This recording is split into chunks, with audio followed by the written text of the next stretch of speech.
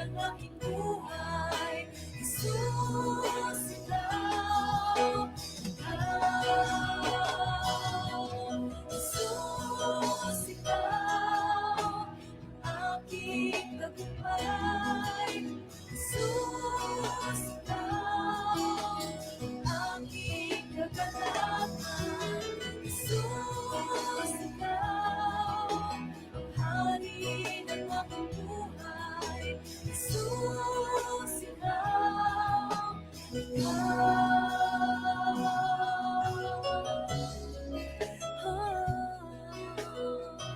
tanging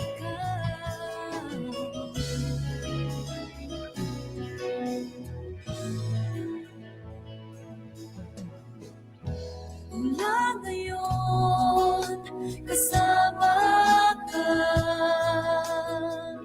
Di na muling mag-iisa. Lahat ng ay makakaya. Basta Jesus kasama ka. Jesus, ikaw, aking tagumpay. Jesus, ikaw, aking kagalakan. Jesus, ikaw, hari ng aking buhay. Jesus, ikaw, Jesus, ikaw, aking tagumpay. Jesus, ikaw, aking kagalakan. Jesus, ikaw, hari ng aking buhay. Jesus, ikaw, Jesus, ikaw, aking tagumpay. Jesus, ikaw, ang aking kagalakan. Jesus, ikaw, ang hari ng aking buhay.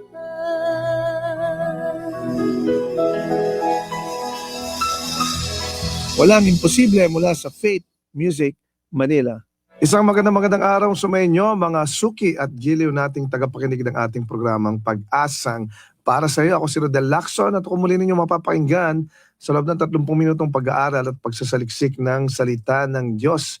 At of course, ang ating pong programang PPSY or Pag-asang para sa iyo is a weekly radio broadcast of the Philippines General Council of the Assemblies of God and produced in partnership with Asia Pacific Media Ministries. Yan, pasensyaan nyo na po yung aking boses ngayong araw na ito. Medyo tayo po ay maraming mga events and activities nitong mga nakaraang linggo. So medyo naubos yung ating boses. But at any rate, tayo po ay magkakasama pa rin para pag-aralan natin at magkwentuhan at pag-aralan ng salita ng Diyos ngayong araw na ito. Akalain mo, no? February na. Ang bilis talaga nung panahon, second month na natin into the year at ang dami na nangyari nito nakaraang buwan at I'm sure itong February marami na naman tayong mga activities na magaganap dahil sabi nga natin ang February ay love month daw. Yan. So sa lahat ng mga magsikirog at nag-iibigan, no, ito po yung love month daw ay ang February. But of course sa ating pong mga mananampalataya, every day or every month is a love month dahil dapat tayo lahat nagmamahalan. We should always love one another sincerely. Yun ang sabi sa Biblia, no? Dahil dapat ay magmahalan. Bakit kaya sinabing sincerely, no? Kasi may mga pagmamahalan na mababaw eh. O yung conditional o transactional. Yung mahal kita kasi may binigay ka sa akin. Mahal kita kasi may ginagawa ka sa akin. Mahal kita kasi may mga bagay kang ginagawang pabor para sa akin. So transactional, conditional, no? Pero ang sinasabi ng Biblia sa atin, let us love each other sincerely. Yan, dapat walang kondisyon. Parang ating Panginoon, no? Pagmamahal sa atin ng Panginoon is unconditional. He loves us unconditionally. And in fact, sabi nga, He loved us even when we were yet sinners. Yan. Talagang, yun ang ultimate definition of love. That when Jesus Christ, the Son of God, gave His life up for us, so that we may be saved. Yun ang talagang pagmamahal. Yan. So sa ating pamananampalataya, every month is a love month. But sa atin po ngayon mga nandito, syempre, isineselebrate pa rin natin ang February as Love Month. Yan. Binabati muna natin, syempre, lahat ng ating mga tagapakinig ng ating programa. Si Pastor Rick Alay, palagi nakikinig yan eh. Pag nakikita kami niyan, talagang sinasabi pa niya sa akin kung ano yung episode natin, kung ano yung mga verses, kung ano yung mga message na binanggit natin sa ating programa. Kaya Pastor Rick Alay, yan, ang Angono, Assemblies of God, sila ay palagi nakikinig. At binabati rin natin yung kaibigan natin na si Pastor Charlie Carino at ang kanyang may bahay, si Ate Sel Carino. Yan, nakikinig din sila. Last week, sabi nila, nag-text sila sa akin na sila raw ay nakinig sa ating mensahe last week, no? So binabati natin si Ate Sel Carino at saka si Pastor Charlie Carino, mga matagal na natin mga kaibigan yan. And of course, yung ating pong mga district official. Last week ay nagkaroon ng Leadership and Management Institute, ang PGCAG. Kaya binabati natin lahat na mga nakikinig sa atin ngayong araw na ito. And of course, marami rin na magbe-birthday ngayong February. Binabati natin ang mga kaibigan natin, kasama natin sa Wanop na si Jor Esmale at si Jennifer Fuller. Magbe-birthday sila ngayong February. Ang kaibigan natin si Cyrus Larroco. Yan, ang ating drummer. Nung bata pa yan, drummer na namin yan sa banda namin nung araw sa church. No, talagang napakahusay at napaka-dedicated na drummer. Cyrus Larroco, happy birthday din sa iyo, ating kaibigan at kapatid sa pananampalataya. Ngayon naman dumako tayo sa pag-aaral ng salita ng Diyos. Ang ating pag-aaralan ngayon ay talagang ito uso to ngayon o pinag-uusapan well, hindi lang pinag-uusapan kundi ito ay isang salita na gustong-gustong pag-usapan, no. Ang title po ng ating mensahe ngayong araw to ay Dual Citizenship. Yan, mukhang na-intrigue kayo. Dual citizenship, ano kaya ibig sabihin nito? Yan. Dito po sa ating bansa, no, marami tayong mga dual citizens dito eh. Sa mga churches, sa mga community natin, marami tayong dual citizens. Yan. Yung sabi kasi dual citizen, dalawa ang citizenship mo o dalawa ang iyong ano ba citizenship ng Tagalog? Ang hirap talagang kasarin, hindi. Kasarinlan ba? Hindi. Mali po ang aking Tagalog. No? Basta dual citizenship, dalawa ang ating citizenship. No? So sabi ko nga, sa churches, marami tayong dual citizenship na mga miyembro. No? Yung isang Filipino citizen at saka isang senior citizen. Yan. Kaya dual citizens ang ating mga miyembro sa churches. No? Pero hindi yun ang ating pag-uusapan ngayong araw na ito. Pag-uusapan natin, ano ba ang ibig sabihin ng dual citizenship pagdating sa mga mananampalataya?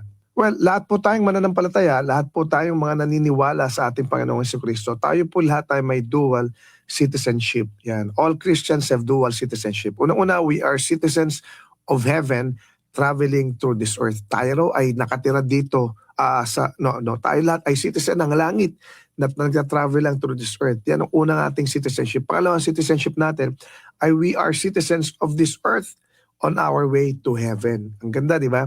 We're citizens of heaven, but we're traveling through this earth. At we are also citizens of this earth on our way to heaven. So dalawa yun, no? Citizen tayo ng heaven, citizen din tayo ng earth. Pag nandito ka sa langit, pag nandito ka sa lupa, ang alam nating destination natin, papunta tayo ng heaven. Pag tayo naman citizens ng heaven, tayo naman nagta-travel lang dito sa earth. So dalawa yung ating citizenship. Ngayon, itong citizenship nito, it raises 3 questions. Meron 3 questions dito at yun ang tatalakayan natin ngayong umagang ito. Dahil tayo may citizenship, ano ba yan? Yan. What are our responsibilities as citizens of heaven? Ano ba yung mga responsibilidad natin as citizens of heaven? Pangalawa, what are our responsibilities as citizens of earth? At pangatlo, what do we do when these responsibilities clash? Kapag nag-clash daw yung dalawang yon, yung ating yung dalawang citizenship na yon, anong mga responsibilities natin kapag nag-clash na sila? Yan ang tatalakayan natin ngayong umagang ito. Yung 3 tanong na yan. Unang-una, ano ba yung responsibility natin as citizens of heaven. Ang sabi dito sa Philippians chapter 3 verse 20, "But our citizenship is in heaven, and we eagerly await a Savior from there, the Lord Jesus Christ." Ulitin natin, may ikli lang naman. Ang sabi sa Philippians chapter 3 verse 20, "But our citizenship is in heaven, and we eagerly await a Savior from there, the Lord Jesus Christ." Yan. Unang tanong, what are our responsibilities as citizens of heaven? Lahat tayo bilang citizen ng Pilipinas, lahat naman tayo Filipino citizen, di ba? O yung iba siguro sa atin, American citizen, o yung iba may ibang citizenship na pinangahawakan. Lahat tayo may mga responsibilities bilang isang nakatira kung saang bayan ka pinanganak, di ba? For example, ako, I am a Filipino citizen. I have responsibilities as a citizen of our country, the Philippines. Ano yun? Na kailangan kong sundin ang batas at mga ipinag-uutos ng ating gobyerno. Ano pa yon? Kailangan kong bumoto dahil yun ay isang karapatan at responsibilidad din natin yun bilang mamamayan ng ating bansa. Bilang citizen, bilang isang Filipino citizen, I have that responsibility. Sumunod sa lahat ng batas, di ba? Iboto ang mga ating mga opisyal. Konti lang yun sa mga maraming responsibilidad natin bilang Filipino citizen. Pero bilang citizen, bilang mamamayan ng langit, bilang citizen of heaven, ano-ano rin ba yung ating mga responsibility? Well, tatanungin muna natin, paano ba ako naging citizen of heaven? Yan, pag pinanganak ka sa Pilipinas, automatic Filipino citizen ka. Pag pinanganak sa Amerika, automatic American citizen ka. Pag pinanganak ka sa Canada, automatic Canadian citizen ka. So tayo, pinanganak ba tayo sa langit? Paano tayong naging citizen of heaven? O paano tayo naging mamamayan ng langit? Di ba? Kasi pinanganak naman tayo sa earth by natural birth. So we are citizens of earth. Kasi pinanganak tayo sa lupa, di ba? Dito sa earth, dito sa mundo natin. We were born citizens of earth by natural birth. Pero pinanganak tayo sa langit. We were born into heavenly citizenship through faith.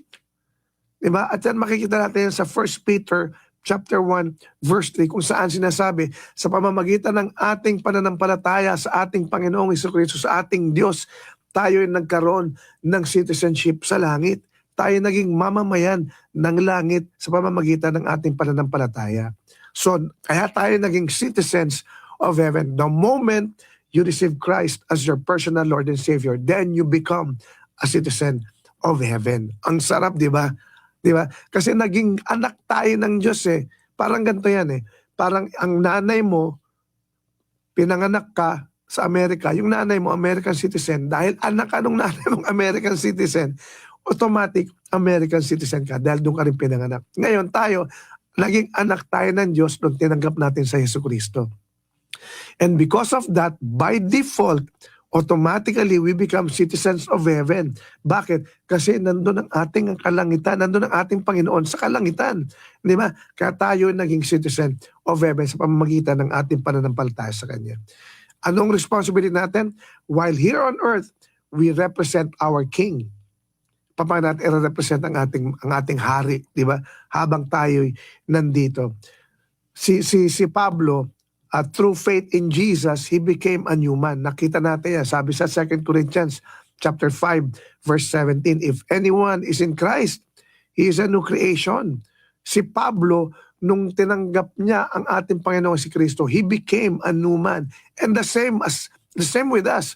When we accepted our Lord Jesus Christ, we became a new creature. We became a new creation. We became a citizen of heaven. Diba? And then, we become an ambassador for Christ in this world. Naging responsibility natin yun. Nang tayo maging citizen ng kalangitan, nang tayo naging mamamayan ng kalangitan, we become ambassadors for Christ. Ano ibig sabihin? Pag ambassador ka, nire-represent mo. Diba? Pag ambassador ka ng isang bansa, you represent your country. And when we are ambassadors for Christ, then we should represent Christ. And how do we represent Christ? We should represent Him well. Diba? Dapat maganda yung ating representation. Dapat kung yung behavior ng iyong bansa, yung ka rin dapat as an ambassador. Kung anong behavior ng ating Panginoon, dapat ganoon din ang nire-represent natin sa ibang mga tao dahil ambassador tayo ng ating Panginoon. And in this role, we are called to reconcile others to Christ. Di ba? Yun ang responsibility natin. To preach the gospel, to reconcile others to Him. Isa yun sa mga responsibility natin as citizens of heaven. Hindi pwede naging citizen ka ng heaven, tas wala ka nang gagawin. O hindi pwedeng naging citizen ka ng bansa mo, wala ka nang gagawin. Pagkapanganak mo, wala ka nang gagawin sa bansa mo. Hindi pwede ganun. Why? Because we have responsibilities as citizens of our country, and as well as citizens of heaven, we have responsibilities dahil mamamayan na tayo ng kalangitan, di ba? We are here to live on earth in a manner that should cause others to glorify our King. Dapat mamuhay tayo dito sa mundo na mag-glorify natin, hindi lang natin, kundi mag-glorify ng iba yung ating Panginoong Hesukristo, yung ating hari na nasa langit. Di ba? Ang sabi, let your light so shine before men. Makikita natin sa Matthew. We are to live blamelessly in order to be lights in a dark world. Di ba?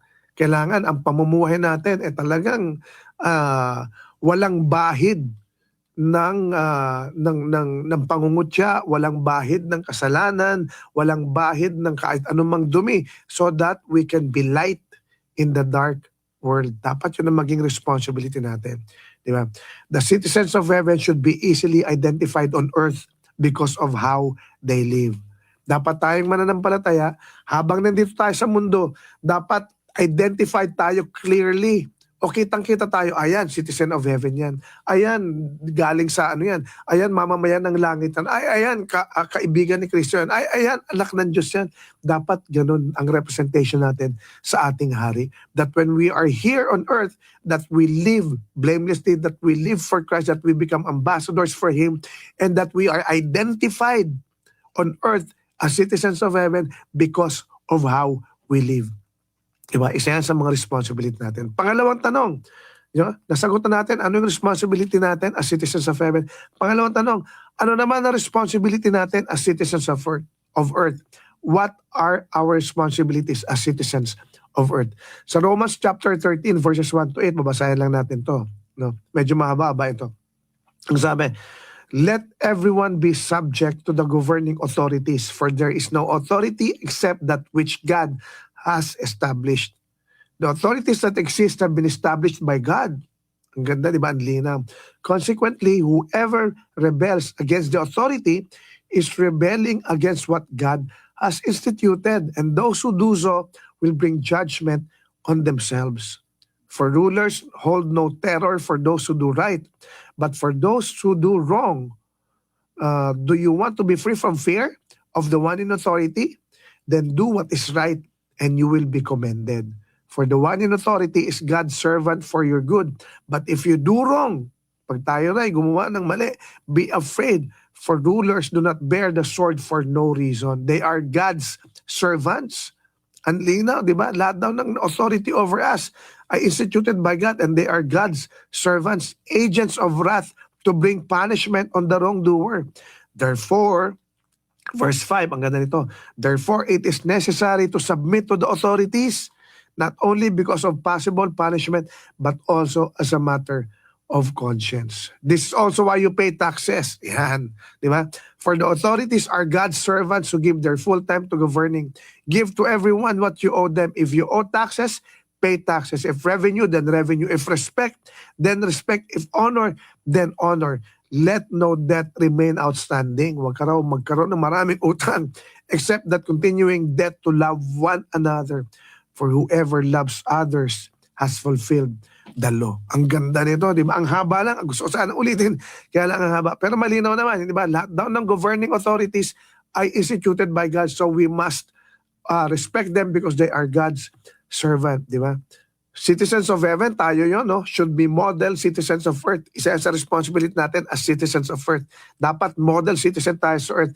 We are to be subject to the leader of the land. Kung sino yung leader mo sa community mo, sa gobyerno mo, sa bansa mo, you should be subject to the leader of the land. We must recognize that governments are ordained by God. Sinabi natin kanina. And we must honor those who enforce the law and keep the peace. Sabi, we are to pay taxes. Ang linaw doon. We are to show respect to leaders. Ang linaw, sinabi rin doon. And we are also to pray for those who have authority over us. Sinabi sa 1 Timothy. Pag-pray daw natin, lahat ng leaders natin na nasa ibabaw natin, those who have authority over us, sa pamamagitan ng prayers, intercessions, supplications, and giving of thanks for our leaders. Di ba? Bakit? Kasi our prayers for authorities can contribute to a peaceful life. Kaya dapat pinapanalangin natin sila. Bakit? Kasi sila yung pinagkaloob ng Diyos sa atin eh. We have our God who is the King of Kings, who is the ruler of rulers. Pero kaya nga ruler of rulers, di ba? So meron pang ruler sa atin over us. Meron pang iba pang mga authorities over us na pinagkaloob ng Diyos sa atin para sundin natin. So we must pray for them, we must respect them, we must honor them, and we must obey the law of the land. Yan. Pangatlo, and we will end with this. Paano naman? Paano kung yung dalawang responsibilities na yun ay nag-clash? Anong susundin ko? O nag-away? O merong konting opposite sides, di ba? O hindi nagkakatugma yung responsibility as citizen of heaven and a citizen of earth. Anong gagawin ko? Ang sabi dito sa Acts chapter 4, verse 19 to 20, ang sabi dito, but Peter and John replied, which is right in God's eyes? To listen to you or to him? You be the judges. As for us, we cannot help speaking about what we have seen or heard. And then Peter and the other apostles replied, we must obey God rather than human beings. Yan. Di ba? Ang linaw. We must obey God rather than human beings. Ang mga authorities natin dito, earthly authorities, they sometimes oppose the work of God. Paano pag ganon? If they oppose the work of God, anong gagawin natin? Sabi mo, Pastor, i-respeto yung authority over us. Paano nga if they are opposing the work of God? Sino ang susundin ko? And sabi dito ni Peter, di ba? We must obey God rather than human beings. Di ba? Yung lame man, the temple was healed. Yung may isang hindi nakakalakad sa templo. Pinagaling siya ng ating Panginoon.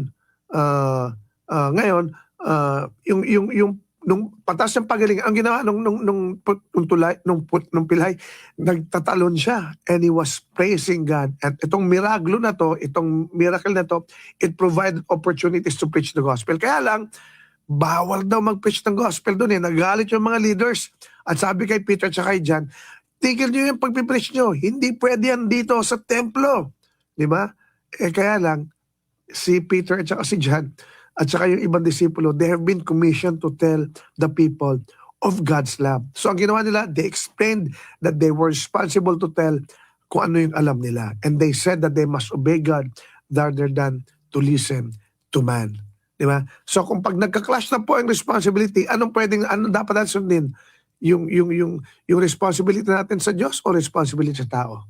Yung malinaw na sinasabi sa atin ng Biblia, we must obey God rather than man. Kapag nag-oppose lang po pero pag wala namang opposing factors dyan, then let's honor and respect our authorities. But if they are opposing, then we must obey God. Yan. Tayo pong lahat na narito, how are we representing Jesus as citizens of heaven? Maayos ba ang pagre-represent natin kay Kristo? O medyo alanganin na pag nakita ba tayo rito sa mundo na nabubuhay dito, we are being identified as citizens of heaven? O pag sinasabi sa atin ng ibang tao, ay, wala namang kwenta pala maging citizen of heaven, okay na ako dito. Diba? Are we recognized as a good citizen of earth? And are we committed to obeying God at whatever the cost? Tayo lahat manalangin. Panginoon, maraming salamat sa iyong kabutihan at ngayong umaga ito, marami na naman kaming mga natutunan sa iyo, Lord. Maraming salamat na ikaw ang Diyos na nagbibigay sa amin ng kasiguruhan na kami ay papunta sa langit. Although kami citizen of earth, our destination is heaven, Lord. And we are so grateful and we are so thankful for that truth and that commitment that you have for us, that covenant that you have for us. Maraming salamat na ikaw ang Diyos na aming paglilingkuran. Lord, tulungan mo kami sa aming pamumuhay dito sa mundong ito that we are being recognized as truly and righteous citizens of heaven, Lord. Maraming salamat. Ikaw ang aming paglilingkuran at ikaw ang aming sasambahin sa pangalan ni Jesus. Amen. Maraming salamat sa iyong pakikinig sa ating programang Pag-asang para sa iyo. Kung ikaw kaibigan, kapatid na pagpala sa ating programa, nais ka naming makilala pa, we encourage you to like our Facebook page, Pag-asang para sa iyo, or go to fb.com/ppsy radio. Kung ikaw naman may katanungan, suggestion, or ikaw ay nangangailangan ng panalangin or counseling, message us sa ating Pag-asang para sa iyo Facebook page or sa email address na ppsyradio@gmail.com. Muli ang aming email ay ppsyradio@gmail.com. We are also available sa podcast. Subscribe to Pag-asang para sa iyo through your favorite podcast application. Hanggang sa muli, ako si Rodel Lacson na nagsasabing God is the giver of hope at may pag-asang para sa iyo. Kami umaasa na kayo'y naliwanagan at natulungan ng mensahe sa araw na ito. Ang Pag-asang para sa iyo ay palatuntunang nakalaan upang magbigay ng mga praktikal na kasagutan sa inyong mga suliranin sa buhay. Ang Pag-asang para sa iyo ay isang paglilingkod na gawain ng Philippines General Council of the Assemblies of God. Kung kayo naghahanap ng gawain pagsamba na malapit sa inyong lugar, ay inaanyayahan namin kayong dumalaw at dumalo sa anumang Assemblies of God na sambahang malapit sa inyo. Hanggang sa muli, nagpapasalamat po kami sa inyong masayang pakikinig at lagi niyong tandaan, ang salita ng Diyos ay may pag-asang para sa iyo. Mula sa top-rated music station ng Dekada 80, ang WBL. Tuloy na naglilingkod sa inyo.